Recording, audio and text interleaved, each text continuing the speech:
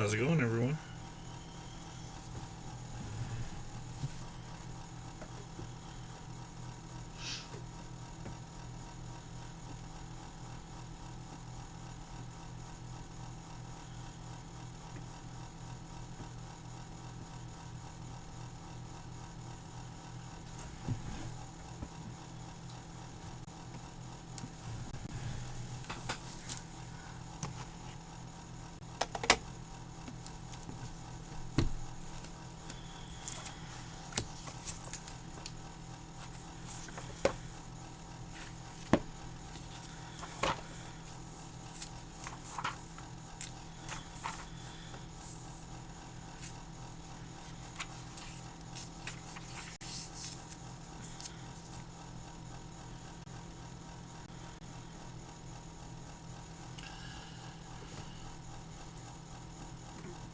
Hope everyone's staying warm today.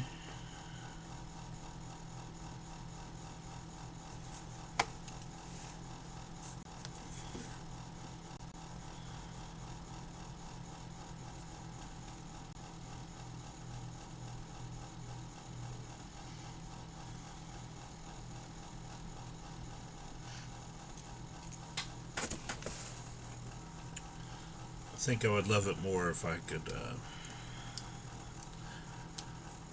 bundle up and just chill. Figuratively. But, yeah.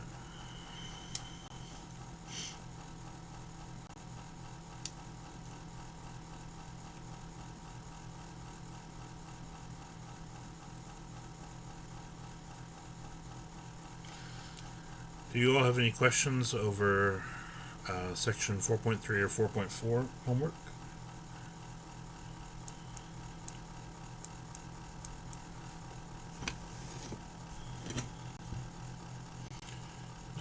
Part C. Okay.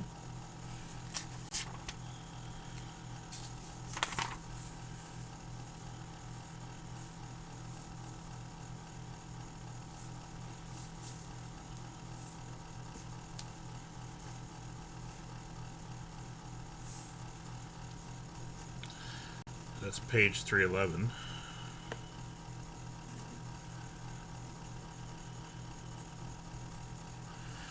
Now here we start off with the revenue formula of 75x minus 0.2x squared and a cost formula of 32x plus 1,750. And for part B, that's going to give us p of x is negative 0.2x squared. See, that'll be 43x and minus 1750.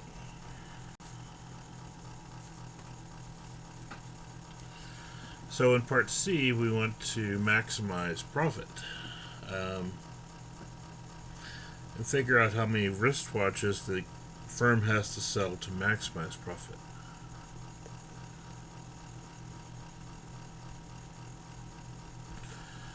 Well, the profit function is actually a parabolic curve.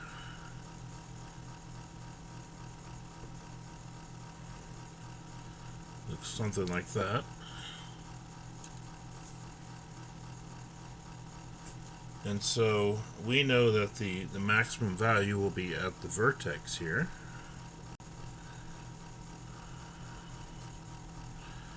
So our vertex is x equals negative b over 2a. So b is 43, so negative b would be negative 43. A is negative 0.2, so double that. So negative 0.4. And after we divide those,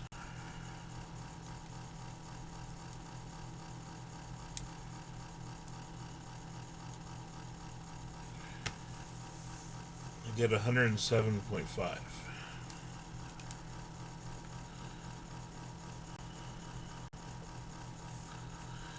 Now,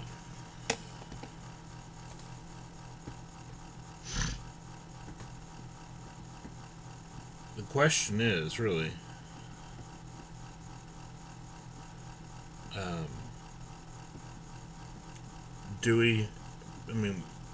normally we know we can't sell half of a watch. So either we're going to make 107 wristwatches or we're going to make 108 wristwatches. And it turns out the profit will be the same either way, since we're equally close to both numbers. So I think either number is acceptable.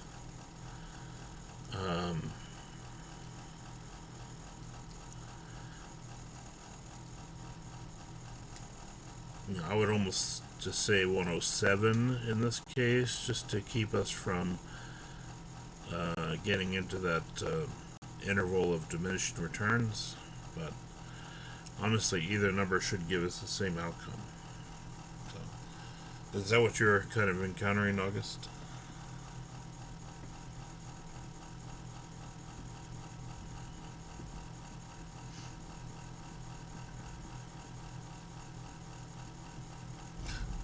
Oh, the max profit. Okay.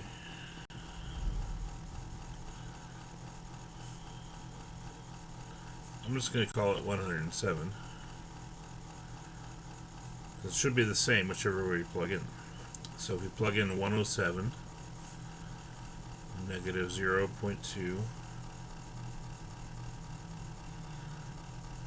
107 squared plus 43 times 107 minus 1,750.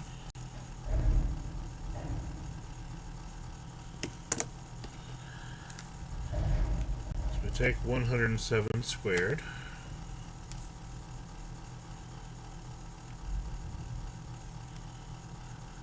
multiply that by negative 0.2. This is negative 2,289.8.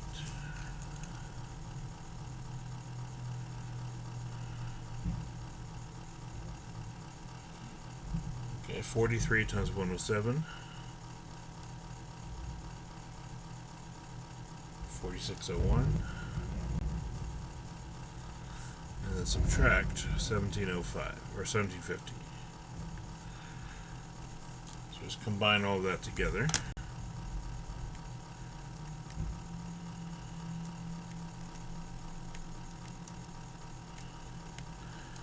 I get $561.20.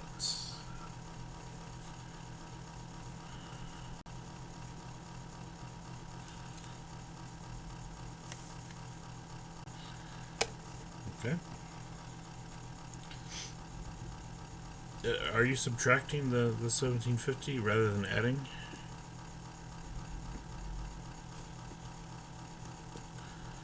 If you don't distribute the subtraction to this number, then it gives you a different answer. Huh. Double check what you did. Maybe there's something that you missed. I feel like this is probably correct.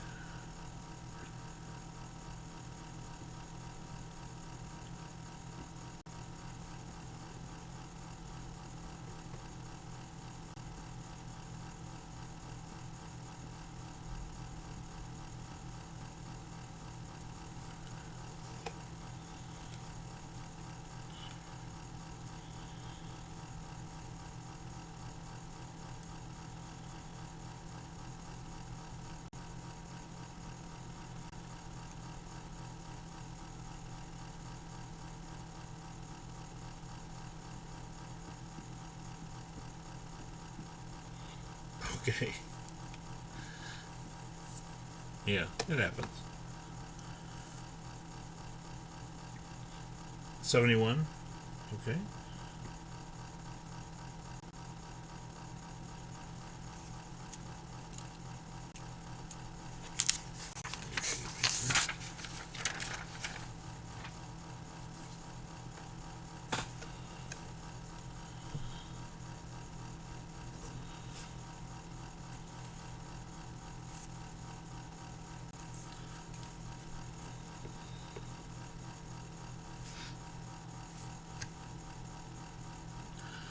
Alright, 71, we had f of x is negative 5x squared plus 20x plus 3.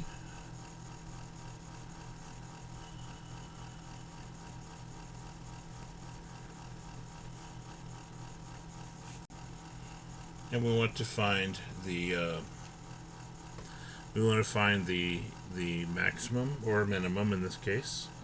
Now, again, with a negative number in front of x squared, we know it opens down just by looking at that. And that means if we have a parabola that opens down, then certainly we have a maximum that's located at the vertex.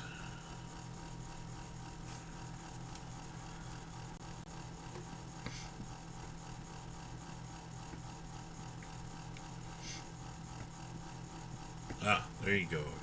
It happens. We just hope we don't do that kind of thing on the test. So for our vertex, h is negative b over 2a. So negative 20. 2 times negative 5 is negative 10. So we get a h value of 2.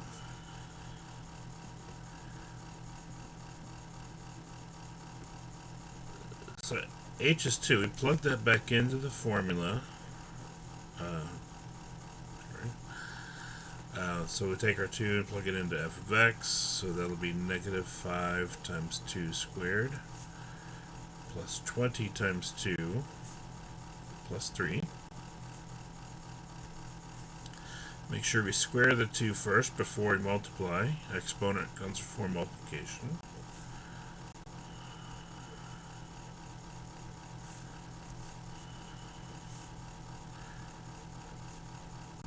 And we end up with 23 as our k value.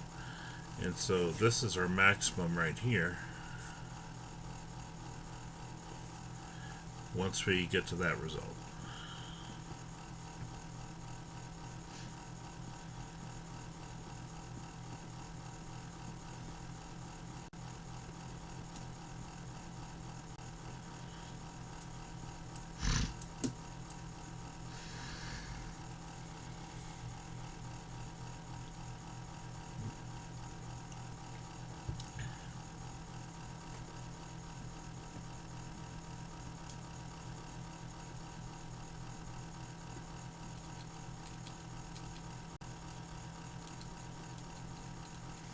Were there other questions?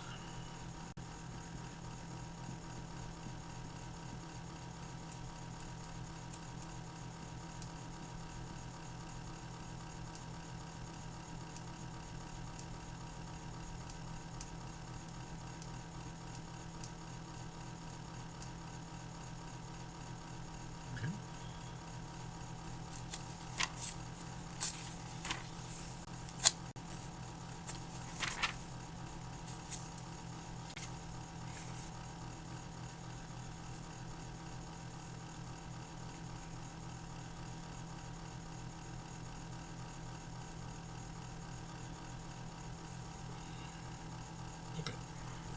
I have one more problem I would like to do on section 4.4, and then we'll move on to chapter 5 and start 5.1 today also.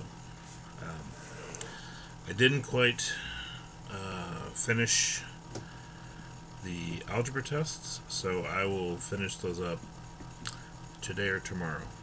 Sorry for making you wait another day on that one.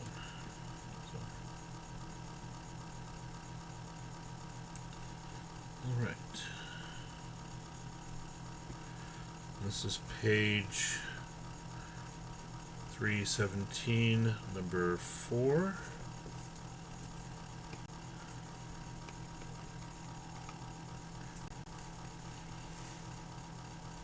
Go. The price, P in dollars, and the quantity X sold of a certain product satisfied the demand equation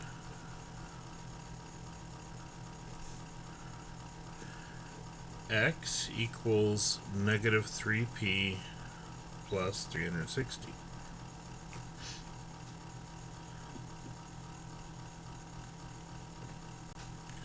So the idea is that the amount sold is based on the price. Okay. And the way this model works is the lower the price, the higher the demand for the item. But we also have to keep in mind that that's not the only thing that determines profitability. Anyway, A, find the model that expresses the revenue R as a function of P.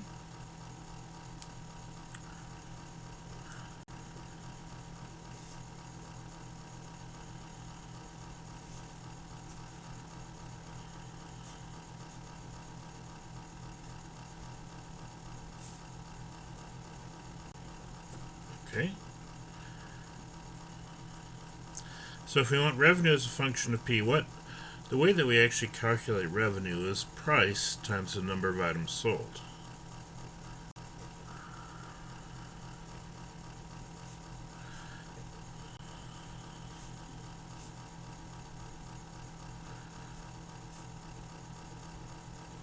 Because if we sell 10 items for $10 each, then we've brought in $100, and that's our revenue.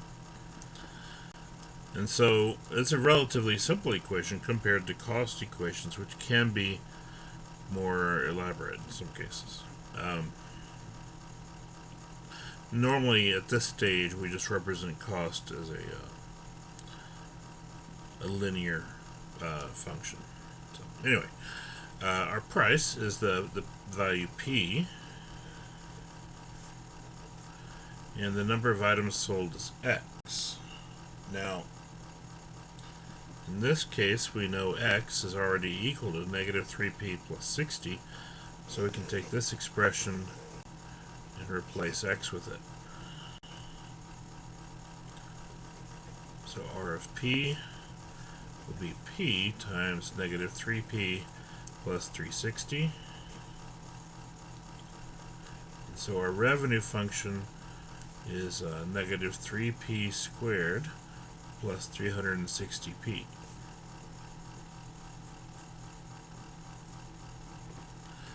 Okay, so that's our revenue formula in terms of P. And so what is the domain of R? Assume R is non-negative. Well, non-negative is literally the domain of R. I don't know why they ask us this question. We can't sell less than 0 items, but we can sell, I guess there is an upper limit,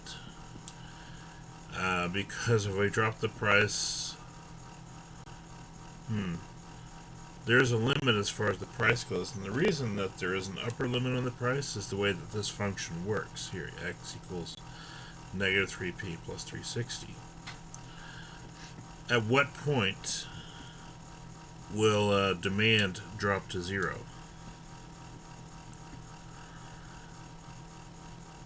Well, if demand is equal to 0, we just plug in 0 for X and solve negative 3P plus 360 equal to 0.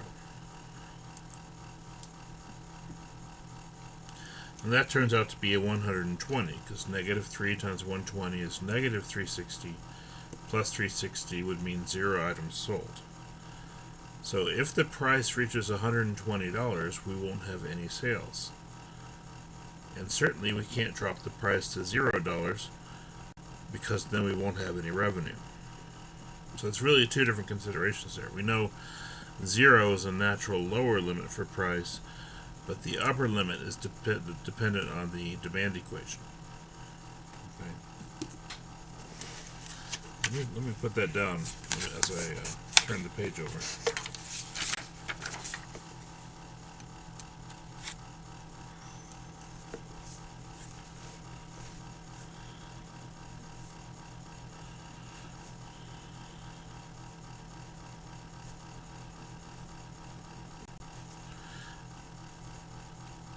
So the domain of R is basically we want boundaries for price.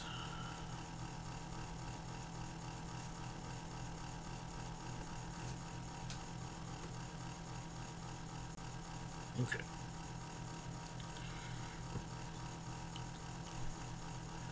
So we know price has to be greater than 0, because we're not giving stuff away for free at our business. Not if we want to make any revenue, at least. But x has to be greater than 0 as well. And for x to be greater than 0, that means that negative 3p plus 360 has to be greater than 0.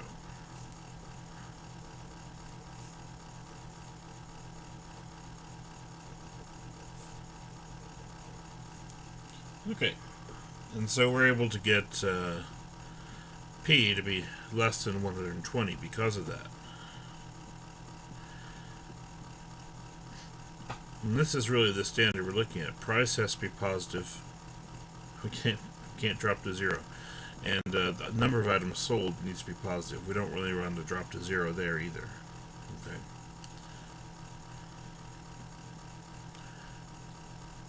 So that tells us that price must be less than $120.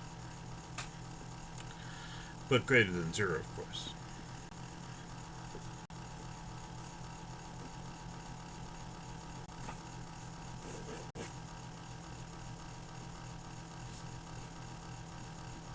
Okay.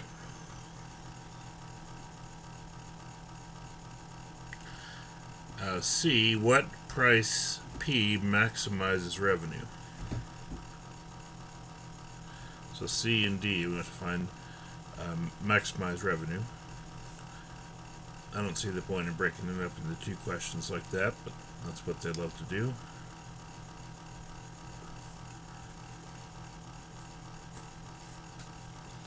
So we had our revenue formula, R of P equals negative 3p squared plus 360p. And we know that to find a maximum, we have to locate the vertex. So P, in this case, would be negative b over 2a, which is negative 360 over 2 times negative 3. So negative 360 divided by 6, negative 6, which is a positive 60. So we should sell for $60, whatever this item is.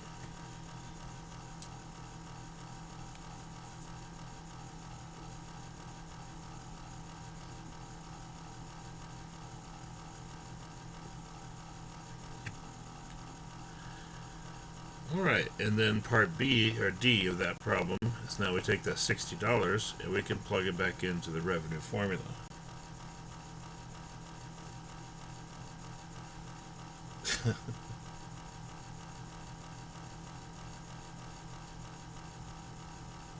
Is it calculation? I hope it's not calculation.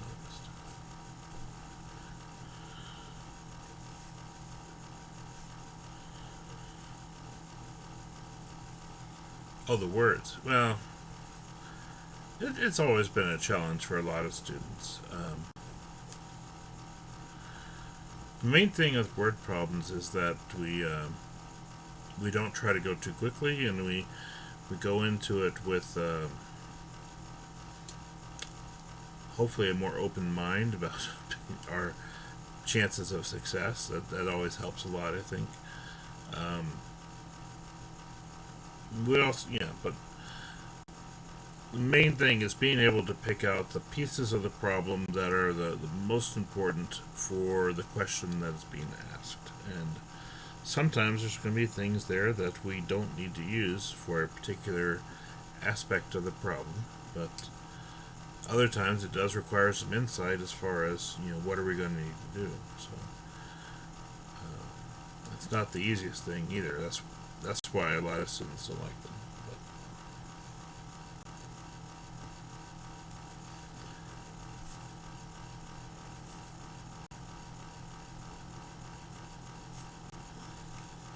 On one hand, you say practice makes perfect, but on the other hand, familiarity breeds contempt.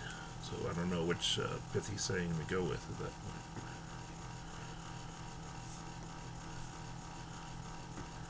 Six times 360. That's 2,160.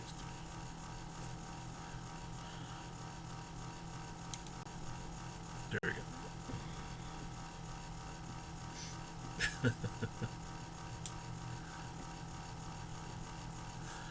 So we end up with a revenue of 10,800. That's our maximum revenue possible. Now, part E,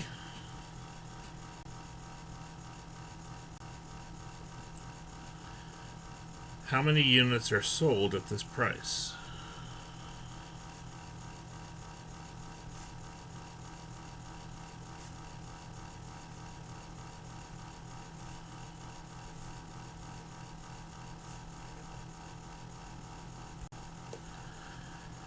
So we go back to our demand equation where x is equal to negative p plus 360p. And we already decided p was $60, so we'll just plug that in here.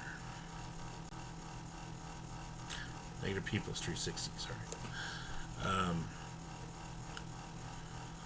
Is that right? I feel like I messed it up. 3p, there we go, negative 3p plus 360. There, okay. Third time's a charm.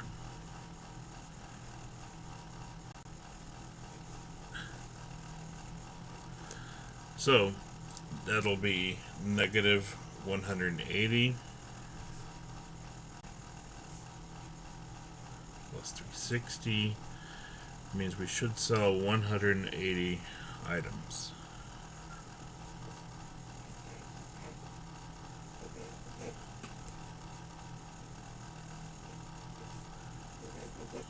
Okay.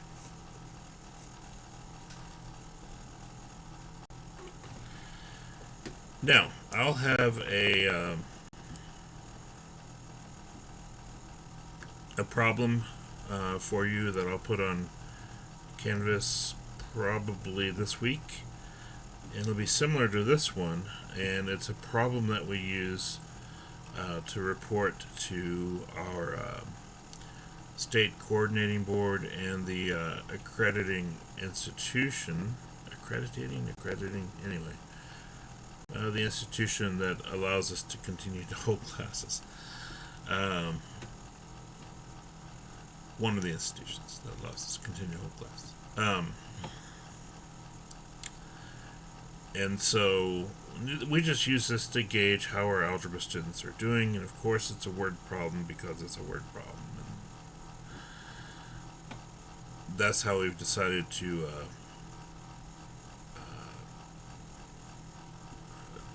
distinguish how our students are being successful. And so this will be a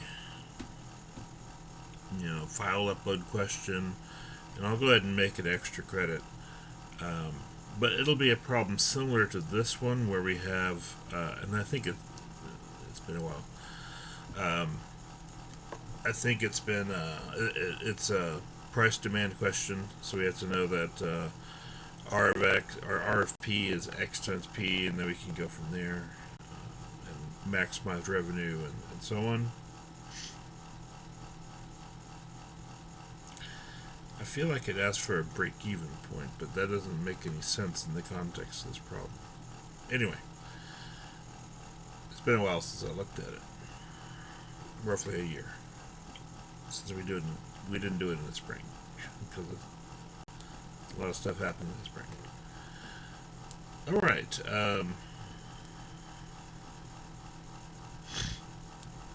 And I'm not going to do F or G here. There's no need to graph this or look for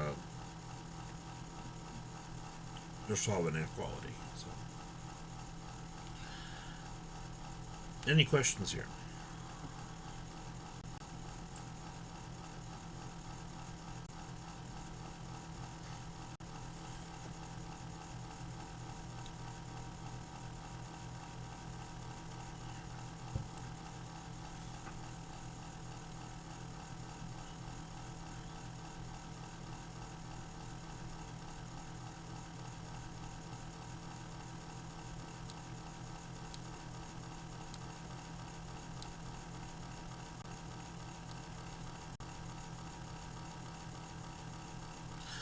I'll go ahead and assign a homework problem. Number 3 and 5 are basically the same thing.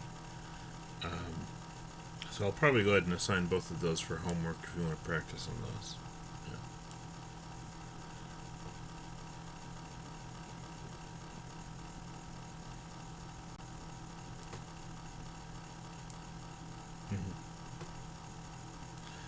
If nothing else, it gets you.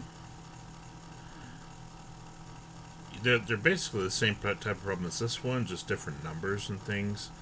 If nothing else, it gives us an opportunity to see how well we've adjusted to doing this type of problem, especially by the time we get to the second one.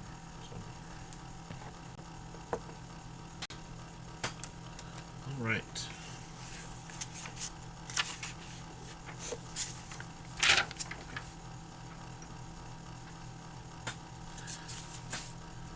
So we'll move forward to section 5.1. Move too far. Okay.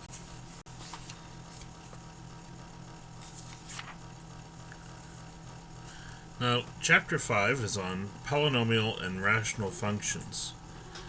We've finally finished with quadratics, but now we're looking at more complicated polynomials because we're moving on to cubic and quartic and so on in terms of the polynomials we'll be discussing. But then we'll also spend, it's actually, I think it's 2 sections on rational functions. I'm going to combine them into 1 section though.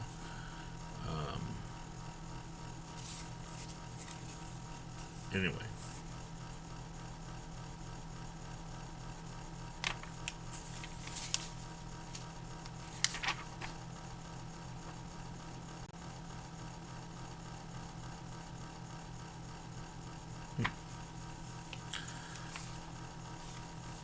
Yeah, 5.3 and 5.4 on both on rational functions. I will probably combine those together into 1 lecture. In fact, I really hope we finish 5.1 today, because then that'll be a nice next lecture. Anyway.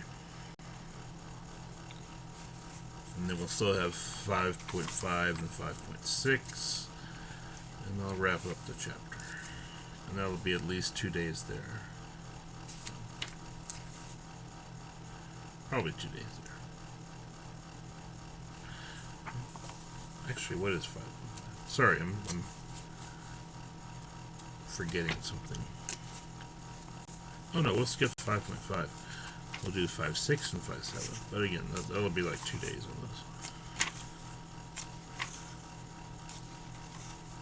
those. Okay. Anyway.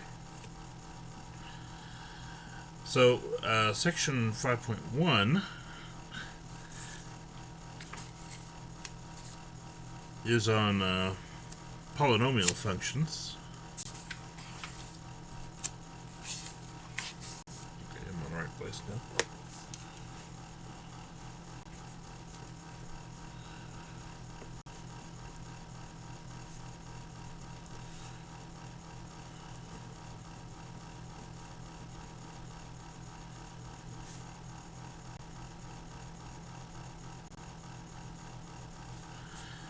And when we talk about polynomial functions, in this case, we're going to be looking at higher order polynomial functions than what we've already been discussing, which are the quadratic ones, really. This is all we've discussed. It feels like all we've done in some ways.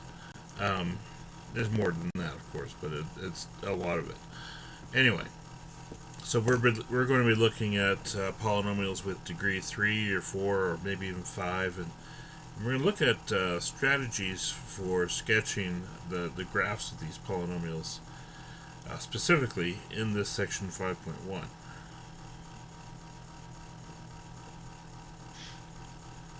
Okay.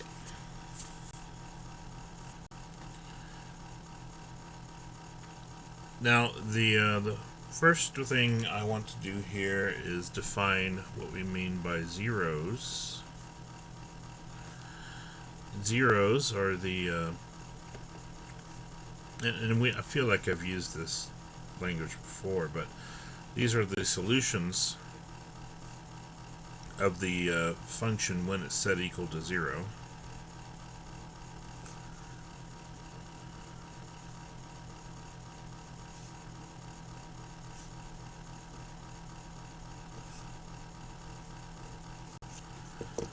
Okay.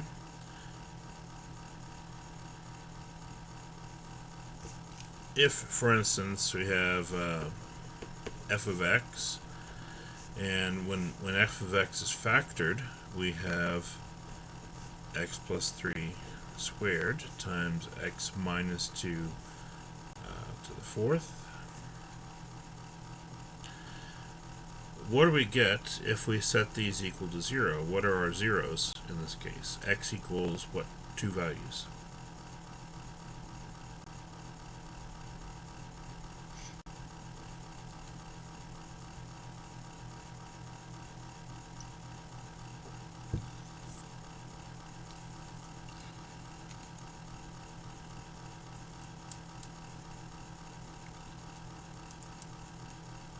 Negative 3 and 2.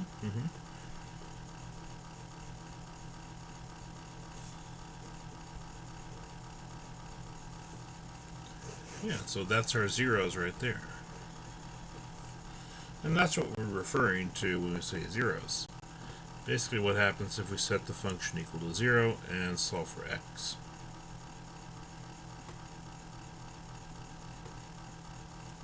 Okay.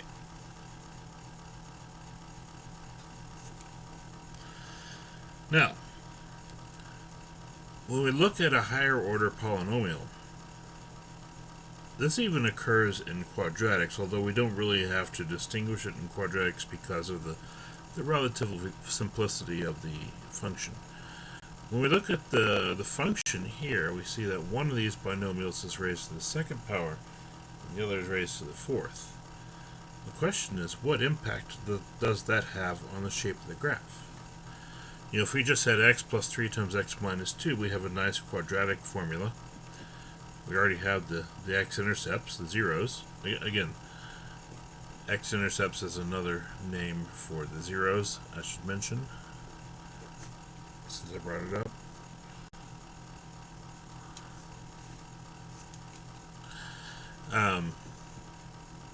So we know if it's just x plus 3 and x minus 2 with no exponents, it's quadratic. And we can use the intercepts to give us a pretty good picture of the graph, and then find the vertex if we need to. But we don't really have a vertex here when we have, this would be a 6-degree polynomial. If we were to multiply this out, you know, we'd have some quadratic polynomial in the first parentheses. Second parentheses, we raise to the fourth power, we'll have some kind of 4th-degree polynomial. And we don't really know or care what the other terms are. I guess we could know these pretty easily, but we don't need to worry about it. That's basically what it is. And then what is x squared times x to the fourth? How do we rectify those exponents there?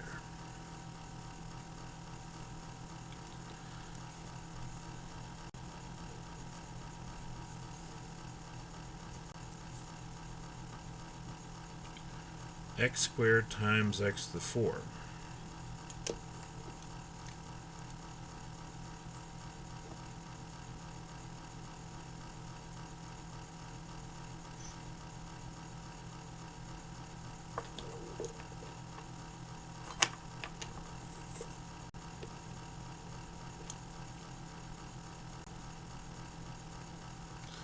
We have the exponents. Good. So that'll be x to the 6.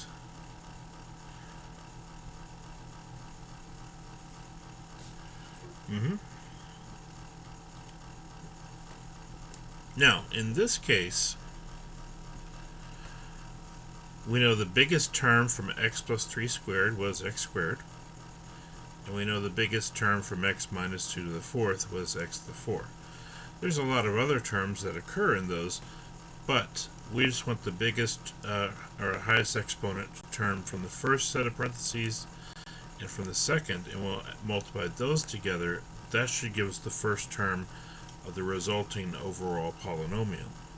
Okay, so if we were to multiply these binomials times each other, and this binomial times itself 4 times, so this one twice and this one 4 times, and multiply all of those together, we will have a 6th degree polynomial.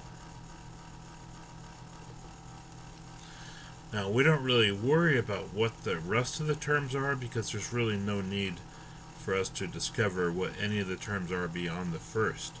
It turns out the first term is the one that actually tells us a lot about the some of the different aspects of this graph that goes with this function. Okay, that's why I only wanted the biggest term in the first parentheses and the biggest one in the second one, and then I multiply those together. That gives us our large overall term with the largest exponent, which would be x to the 6th in this case. Now, when our leading term is x to the 6th, this is called, well, that's my next statement. That's called our leading term. Let me dive into that before I start using it as terminology. The leading term is the term in the polynomial that would traditionally be written first, which means it's the term with the highest exponent. Okay, leading because not only is it first, it also is the one that most affects the outcome of the graph and other aspects of the graph.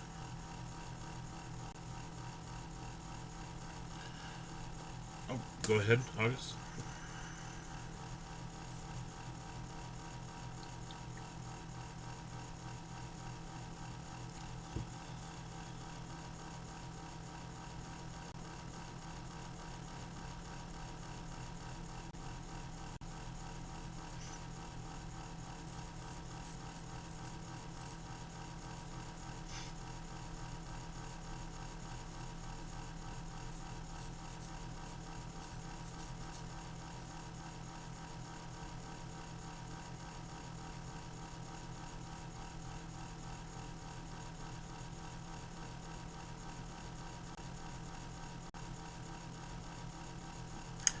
Yeah, now think about it like this. If we have x squared, that's x times x. And if we have x to the 4th, that is x times x times x times x. And we're multiplying all those together. That'll be x to the 6th.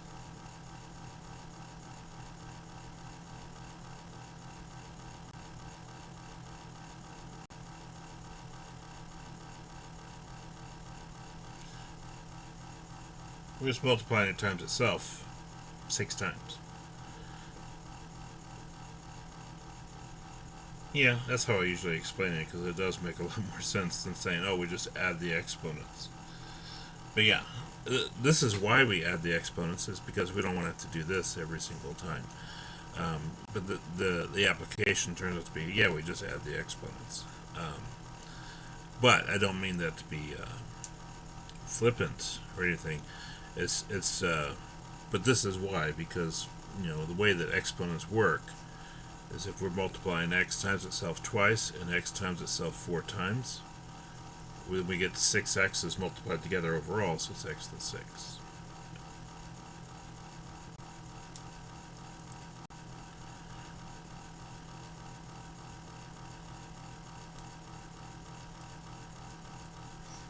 Okay. Alright. So the question is, where am I going with this? Let me define the leading term formally.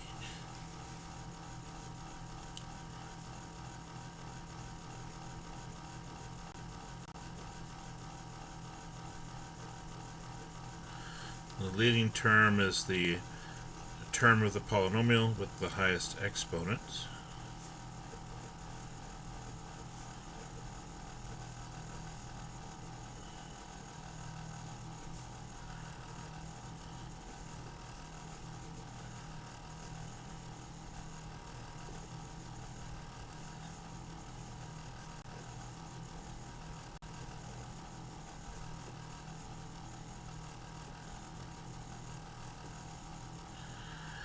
And it's usually written first, or typically written first.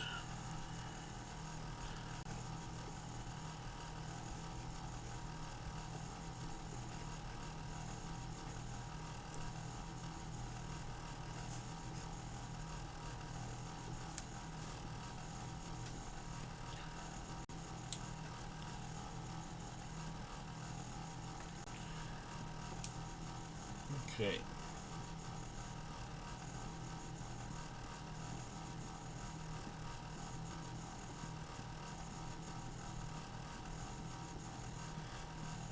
I feel like there's something I'm missing here.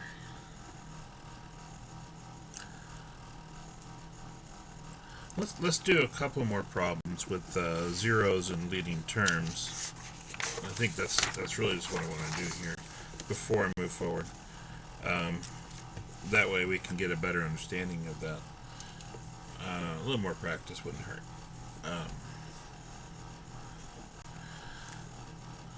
So find the zeros and the leading term.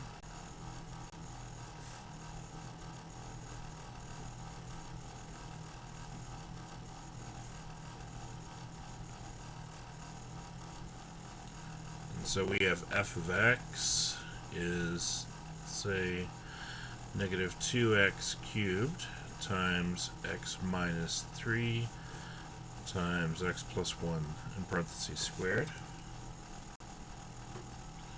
What are the zeros, first of all?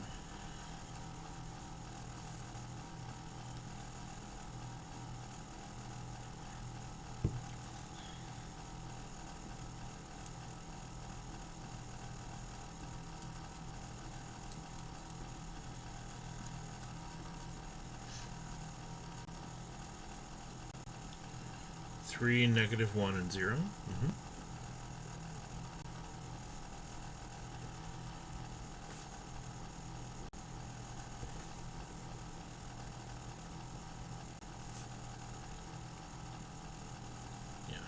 X equals 0 comes from the fact that we have an x on the exterior, or on the outside of the parentheses there. If there was no x there, if it was just a negative 2, it wouldn't give us any 0. But because we have x raised to a power, or even just x by itself, on the outside of these other parentheses, that means x equals 0 would be one of our zeros. Essentially, we're setting this whole thing equal to 0, and we can get x equal to 0. And that goes to 0. What about the leading term in this case?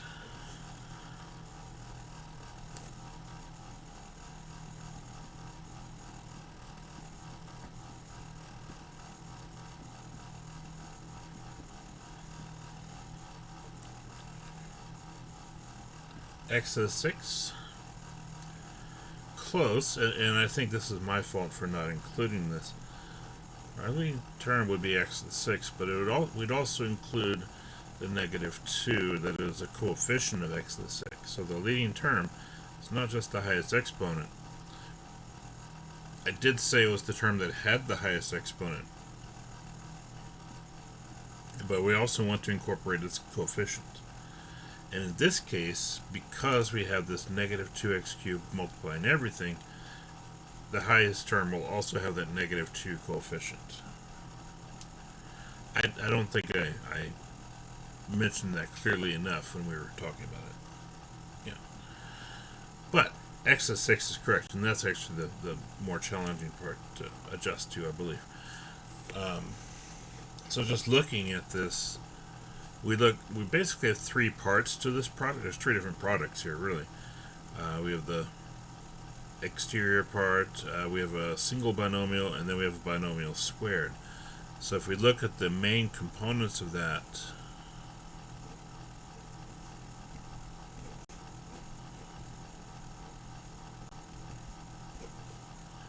okay, we have the negative 2x cubed outside. This is just x to the first, so it'll just be x. And this x will ultimately be squared, so it'll be x squared. And so for our leading term, You get negative 2x cubed times x squared. When we put that all together, we get negative 2x to the 6.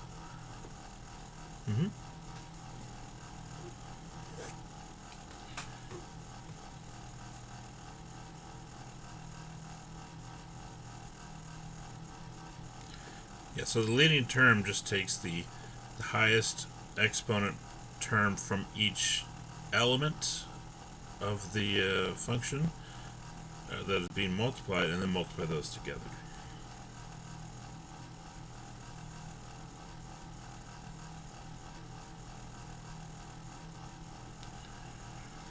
From what I've seen for students in the past, that's one of the harder parts of this section, is just being able to consistently find the leading term correctly. The other parts, as long as we remember the how the different elements interact and what they tell us, it's actually not that bad.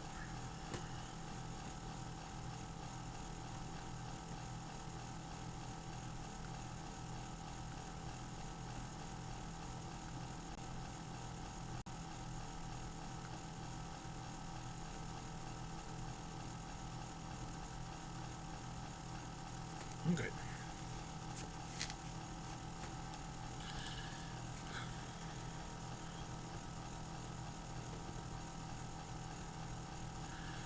So let's look at the leading term test.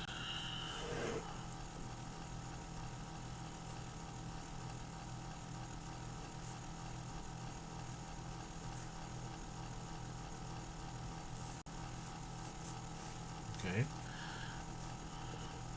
And we're going to call ax to the n as the leading term, where a is the coefficient of the leading term,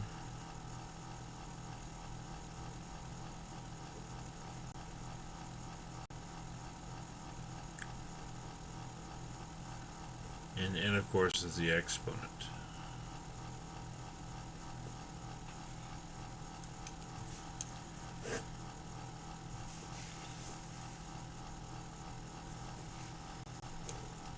And so for a leading term test, it's really it's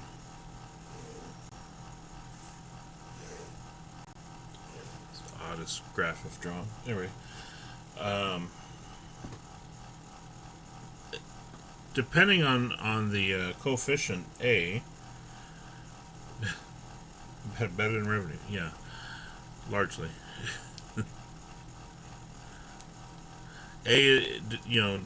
A could be positive or A could be negative, and that's one of the two things that impacts the behavior of the graph from the perspective of the leading term. Okay, and n could be even, or n can be odd, and that's the other aspect that affects the graph.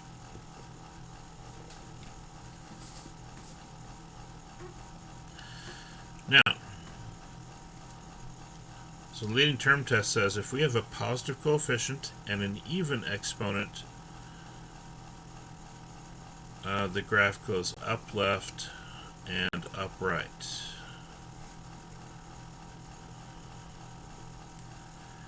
Now what we mean by that is that ultimately, as the graph continues to the left and to the right, which direction is it heading? Is it heading towards positive infinity or heading towards negative infinity? Well, as we continue to the left, this graph will go up towards positive infinity, and as we continue to the right, this graph will go up towards positive infinity, both directions basically. So we can kind of summarize that and just say up left and up right. Okay. If we have a negative coefficient but still have an even exponent, then it'll go down left and down right.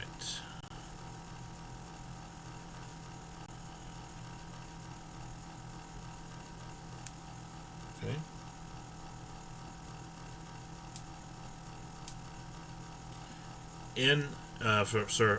For n odd, if a is positive, That is down left and upright.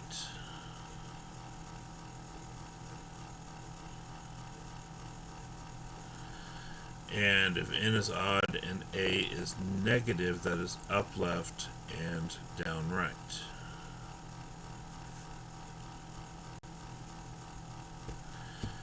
Now, as you might expect, this makes a pretty nice multiple choice question. Is it A, B, C, or D? Because we have 4 options here, essentially is what that amounts to.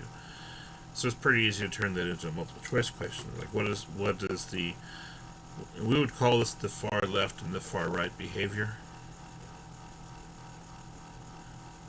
Meaning what happens as the graph continues in both directions.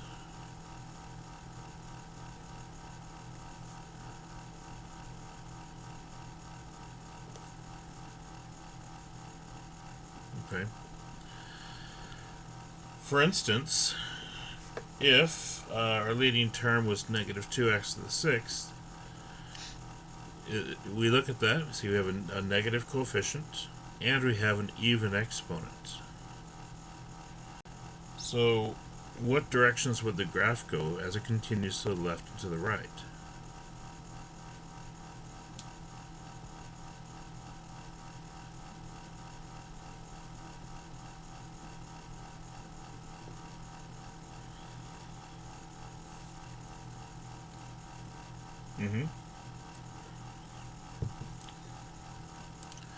Yeah, n being even, and yeah, it'll be like a parabola. Now, this one's going to have some more twists and turns, but the basis here, and this is actually how I visualize it myself mentally, this first one is like x squared, and this second one is like negative x squared.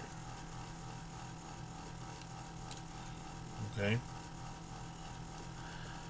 Because x squared as a parabola will go up to the left and up to the right. Positive x squared, because it's positive coefficient, even exponent. Negative x squared just flips the graph down, so we know it goes down left and down right. Over here, with the positive coefficient and n odd, it basically looks like an x cubed graph, and then for this one will be a negative x cubed graph. I will actually provide this chart on the exam, so you don't have to memorize it. The main thing is being comfortable using it. But overall, if we were to memorize it, that's how I would recommend. I don't know. It works for me. I don't know if I'd recommend that necessarily, but this recognizing that x squared is one example of this, and I know exactly how x squared looks. It's a parabola going up, and negative x squared for this one, it's a parabola that opens down. X cubed goes down to the left and up to the right, and negative x cubed flips that whole thing over.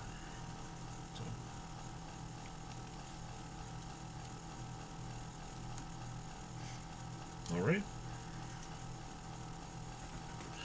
Probably not going to finish the section today, but it's alright. I was worried that we were going too fast anyway. Even though I let you out early on Wednesday. Anyway.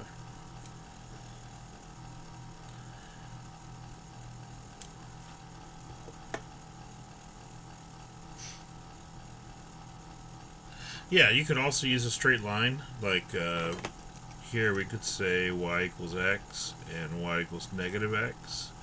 Those would be diagonals, yeah. That might even be easier than x cubed. True, because that does have an odd exponent.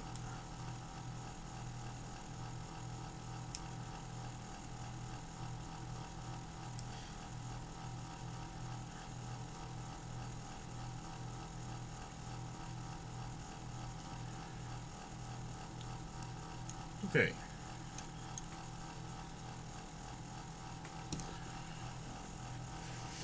So that's our leading term test.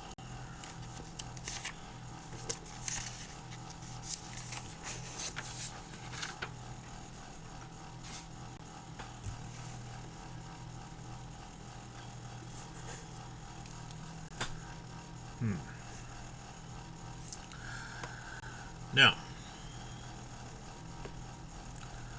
The other concept I want to look at today is multiplicity of solutions and what they tell us about the shape of the graph.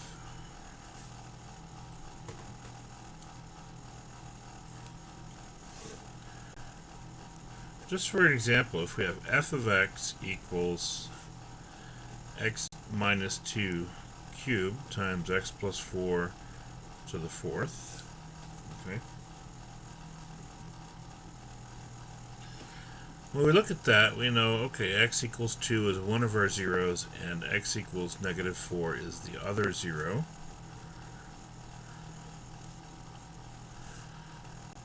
And our multiplicity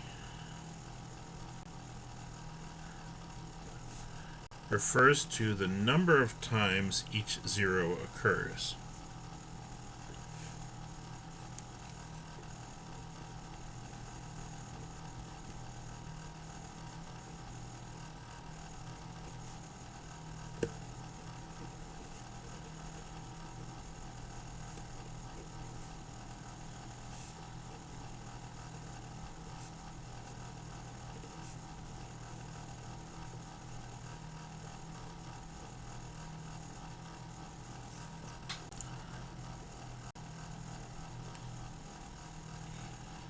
Okay.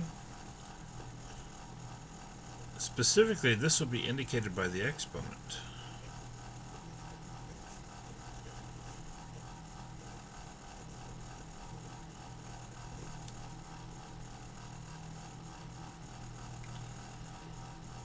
So what do you think the multiplicity would be for x equals 2?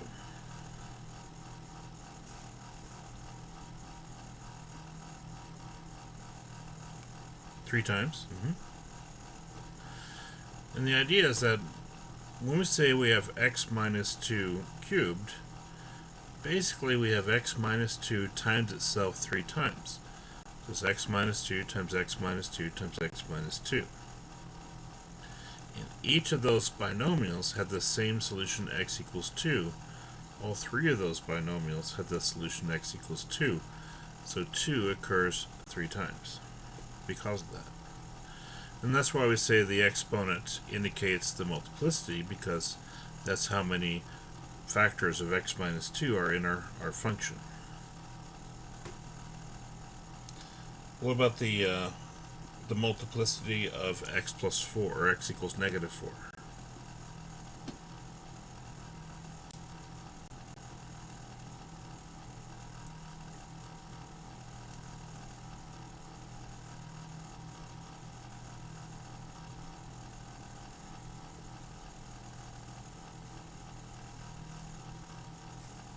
Four? I don't know why my webcam froze. Of course, I'm just making a weird face. Anyway. So that's our multiplicity. It's actually pretty easy to figure out the multiplicity itself. You know, just looking at the exponent, where it's 3 or 4, like we see here, that's pretty straightforward. Interpreting the multiplicity is what ends up being a little bit more complicated. Okay.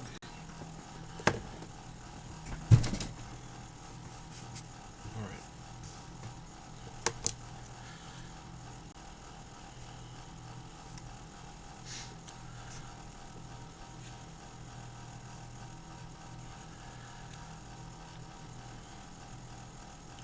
So, and that'll be the last topic we look at today, is interpreting the multiplicity.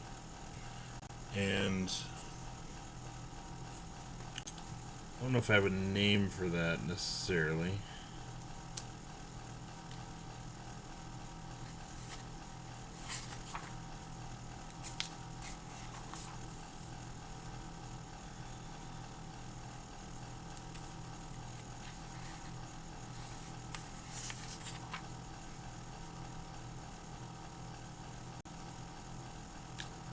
No. Turns out we don't have a name for that. Alright, so I'm just going to call it interpreting multiplicity. Sometimes we have like a theorem or some other formal word for what it is that we're doing. And I feel like there's something I forgot. Well, I'm forgetting that unless I'm writing the words I'm saying, I'm not copying them down correctly. Alright. There we go. Alright, so if we have an odd multiplicity, basically multiplicity is an odd number, that means the graph of the function will cross the x-axis at the 0.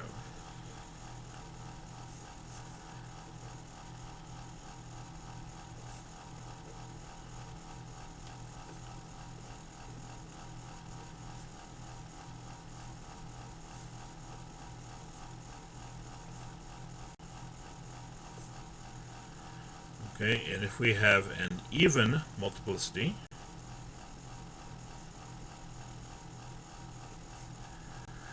this means the graph will intersect but not cross the x-axis at the 0.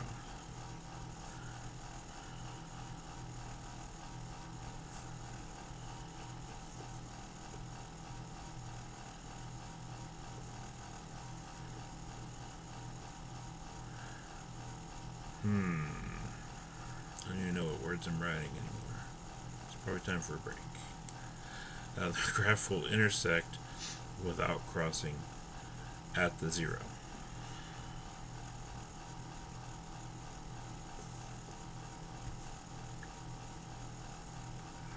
Okay.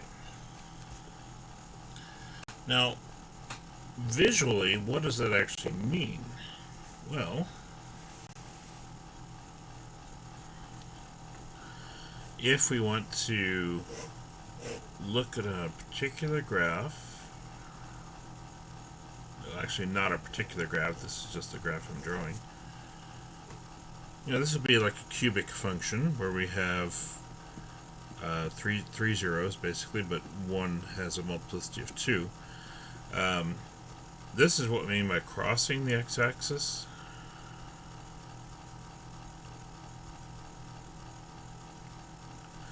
Because the graph goes from one side to the other. It goes all the way across the axis. And right here at this 0, this is what we mean by intersecting without crossing.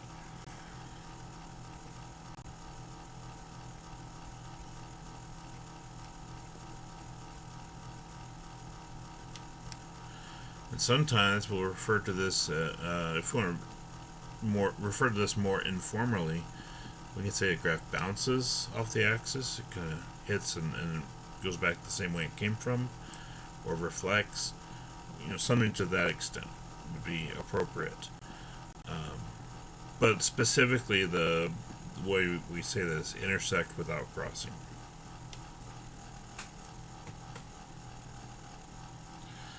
All right. Okay.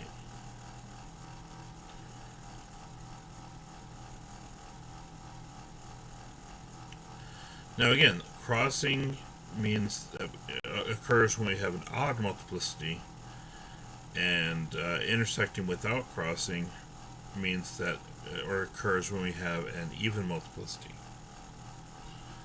Let's just do one more example.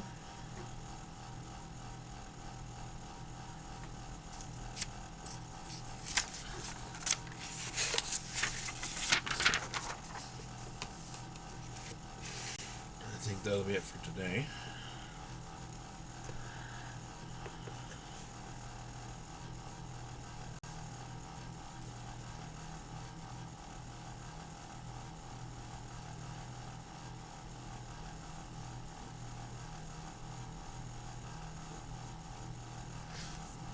Okay. We have x squared times x plus 3 cubed.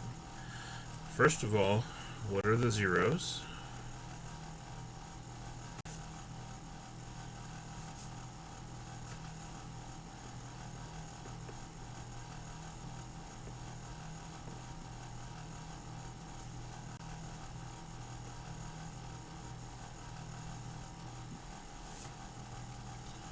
So our zeros are x equals 0 and x equals -3. What is the multiplicity of x equals 0?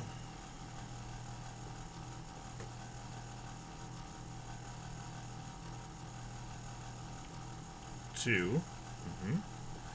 Because we have x squared, that means x equals 0 occurs twice. And the multiplicity for x equals -3.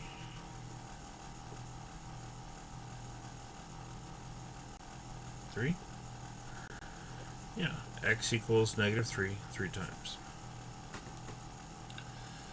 Now our behavior, we would say either it crosses or it intersects. So what is the behavior at this 0 with this multiplicity? Well, this one has an even multiplicity, so we would say it intersects.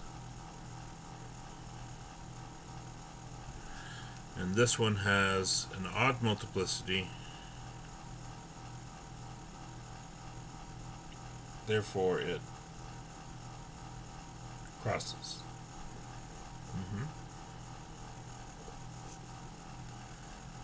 Again, we want to make sure we look at the multiplicity, not the 0 itself. Although it's my fault for making the 0 also even and odd. Okay, what is our leading term?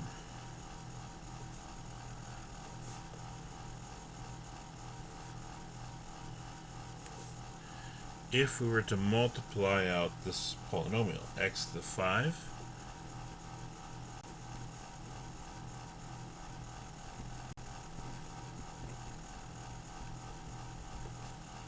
and again, I put the ellipses here because it just keeps going. We don't really need to worry about the rest of those terms. After we cube x plus 3, we know the first term will be x cubed. And the same goes for the product, which would be x to the 5th plus a bunch of other stuff, but really we went the x to the 5th. That's our leading term.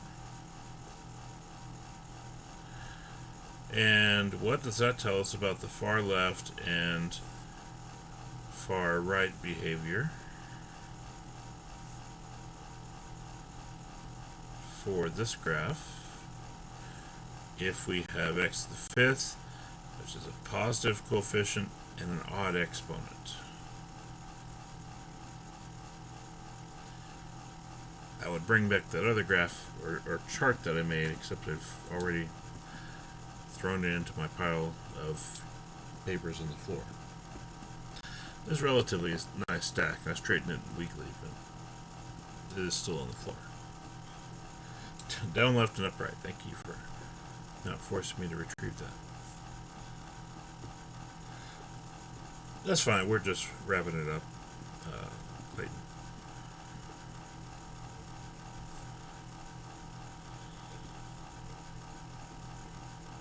Okay. Now, we've done everything here except sketch the graph. I guess we'll save that excitement for next time. So we'll stop there and let's see what we can do here.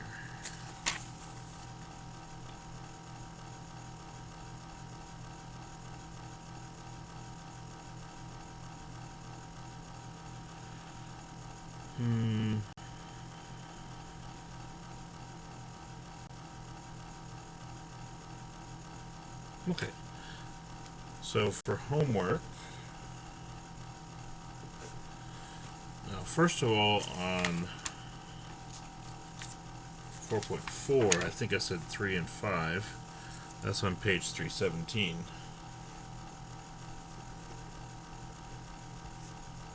So be sure to, I would do at least one of those, but 2 if you feel like you need the extra work.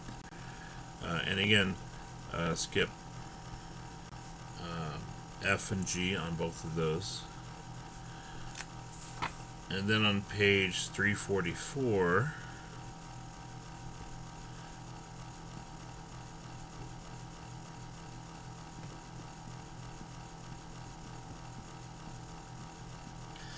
for 344, I have let's see, let's do 2 problems there. 59, would be the first one. And what else can we do?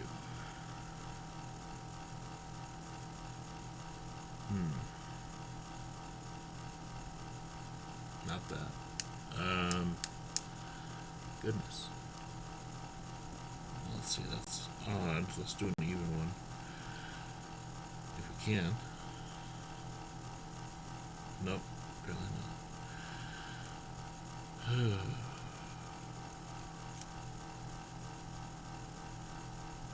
So I guess this 59 and 61. On that one, skip C. I didn't really cover that. It turns out it's not crucial to our understanding, and it would be it's easy to figure out anyway once we find the leading term. It's just one other thing that we don't really need to sketch the graph. So for these two problems, basically, just the same thing we did here in this example. Find the zeros, multiplicity, behavior, the leading term, and then what that tells us about the direction of the graph. Okay. So we'll go ahead and stop there. And you all have a good rest of your day. Stay warm. Tomorrow's going to be worse, weather-wise, as far as we know. But yeah, y'all take care, and we'll continue on Wednesday. And hopefully with grids done by then.